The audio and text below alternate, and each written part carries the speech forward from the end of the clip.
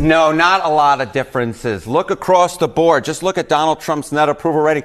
Negative, negative, negative, negative. Negative 14, negative 16, negative 17, and negative 19 according to AP North, with no real change in the aggregate from where we were last month. Trump is underwater like the New Jersey Jets. How long has he been underwater? How long has he been underwater? It shouldn't be so much of a surprise that there really has been no change up here. Why should not be a surprise? Because just take a look at the days that Trump has been underwater. We are talking about every single day in my aggregate of polls since March 12th of 2025. In terms of days in a row, we are talking about 310 days in a row that Donald Trump's net approval rating has been in the negative. And that is why, of course, I bring back the New Jersey Jets. That's a long, long time.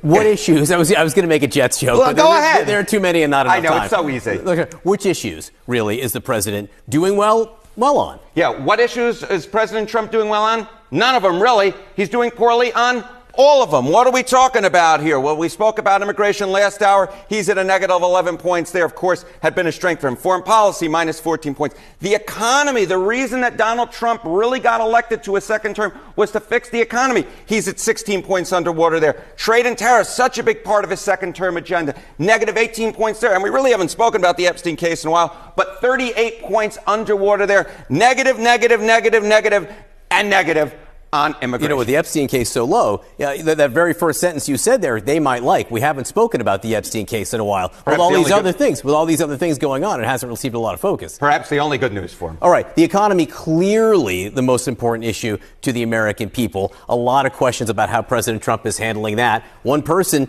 is key to that. That's Fed Chair Jerome Powell. What do people think? What do the betting markets think about if Powell will last till his term expires? Yeah, you know, Donald Trump wants to get Jay Powell out as the Fed chair, but just take a look here. The chance that happens before May, just 8% at this point, according to the prediction market. So again, it's just universally at this point bad news for Donald Trump across the board. He can't get the guy out that he wants to. And on the economy, immigration, foreign policy, the Epstein case, trade and tariffs, negative, negative, negative in basically every single poll and by double digits. You can make that New Jersey Jets joke. I'm not going to do it. Never punch down. Harriet, and thank you very much for that. A lot of news. We'll be right back.